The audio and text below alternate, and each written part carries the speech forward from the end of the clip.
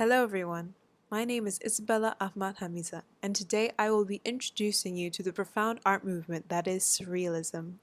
Surrealism was a 20th century movement that explored the hidden depths of the unconscious mind, exploring the irrational, the poetic, and the revolutionary. They sought out surreality, a reality found in the world of images drawn from their dreams and imagination. Their goal was to liberate thought and human experience from the boundaries of rationalism.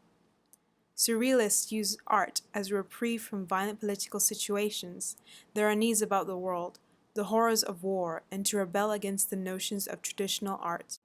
On the 24th of June, 1917, the word surrealist was coined by Apollinaire in his play The Breast of Tiresias, and thus, surrealism was a literary movement. However, André Breton recognized the potential of visual arts to unlock the power of the psyche and create absurd imagery. He wrote the Surrealist Manifesto, believing that art and life could be regenerated by liberating the conscious mind, and was inspired by Sigmund Freud's theories of dreams.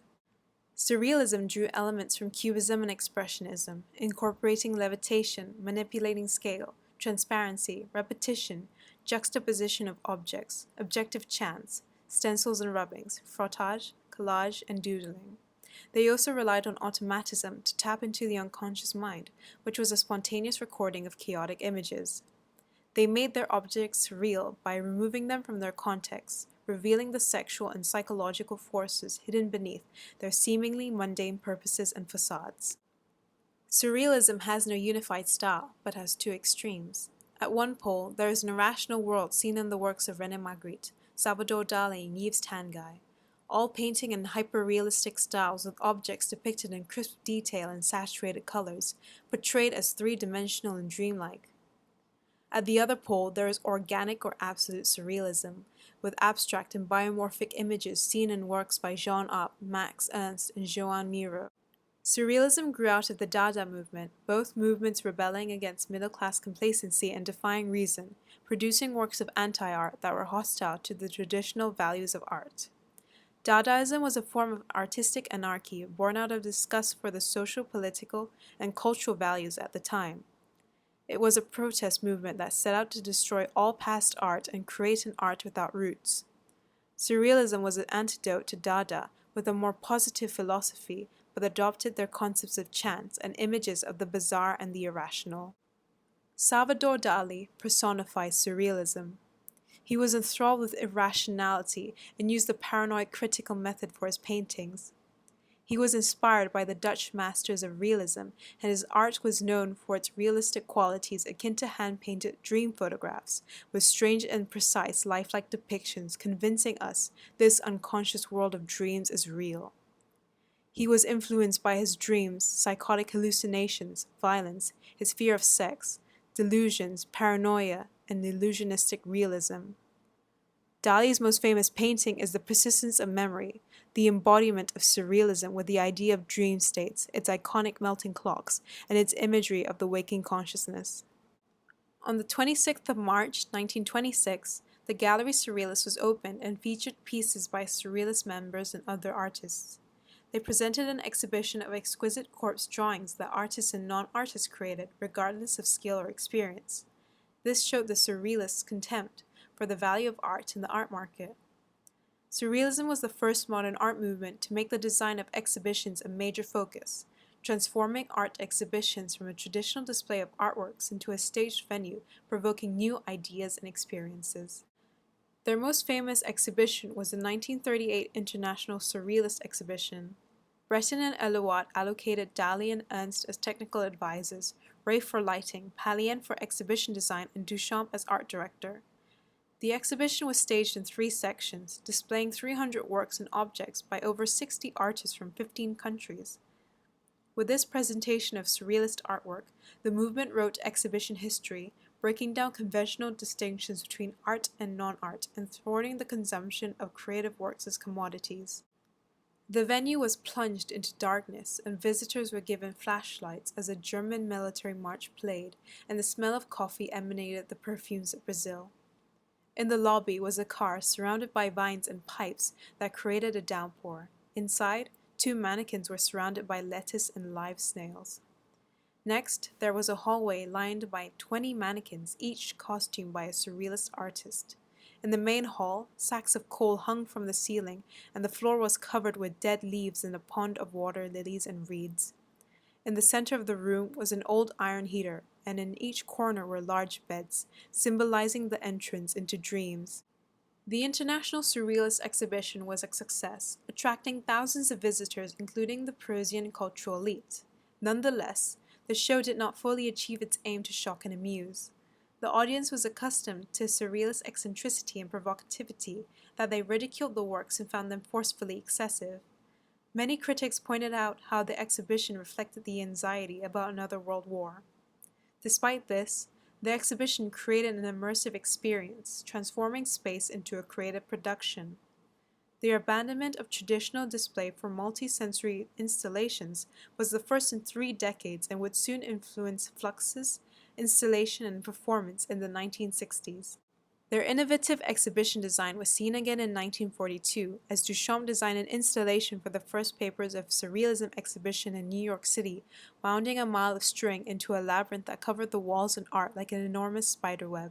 Dali also applied surrealist installation in advertising, fashion, and popular entertainment, designing windows for department stores and creating the Dream of Venus pavilion at the 1939 New York World's Fair. As World War II emerged, European artists fled to the United States to escape Nazi persecution, thus the Surrealist movement in Europe dissolved with the onset of World War II. However, as one of the most influential movements of 20th century art, Surrealism impacted a number of avant-garde, modern, and contemporary techniques, styles, and artists. Although Surrealism started off in Paris, it was accepted and practiced across the continent, becoming popular in Czechoslovakia, Egypt, the Netherlands, Britain, and the Americas. Although Surrealism no longer existed as a formal movement, contemporary artists continued to explore dream imagery, free association, and the possibilities of chance. As Surrealism moved into America, abstract expressionism emerged, and their combined ideas influenced many American artists such as Jackson Pollock, who experimented with automatism and unconscious imagery that would lead to his drip paintings, and Robert Motherwell, who was stuck between the worlds of abstraction and automatism. Surrealism was integral in the growth of the feminist art movement as they employed surrealist ideas to explore the subordinate position of women and gender roles within society.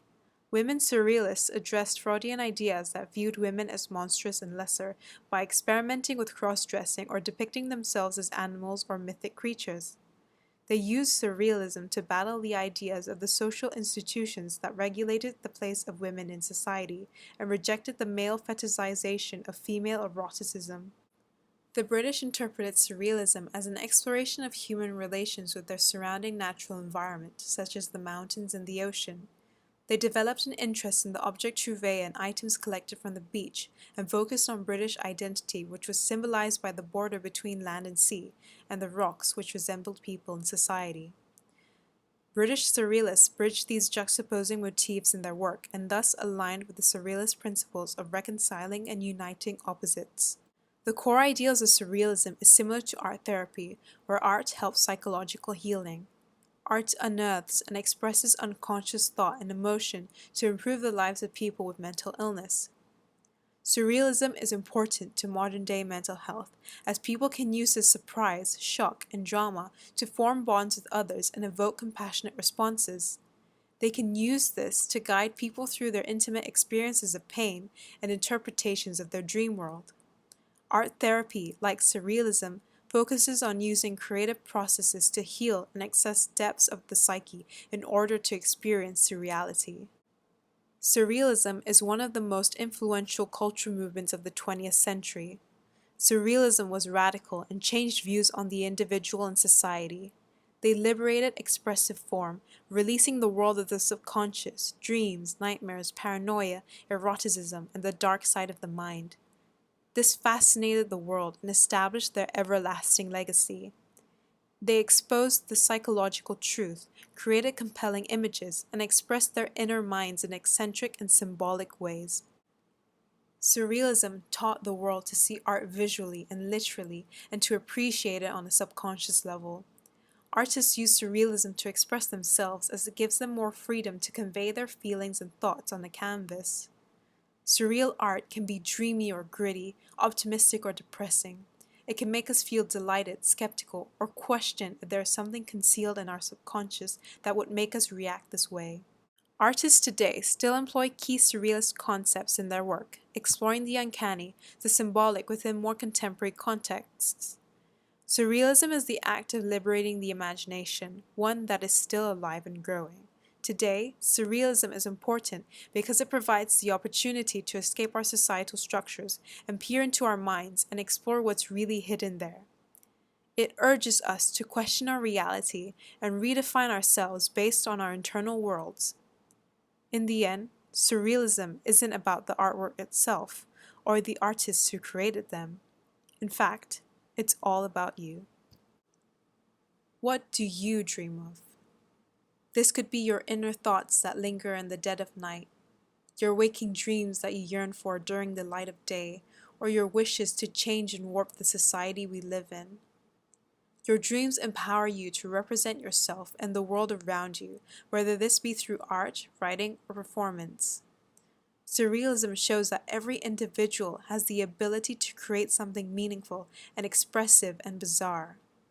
You have this ability, and now I urge you to explore your inner mind and amaze others with the creativity and imagination within yourself that has yet to be unleashed. Thank you.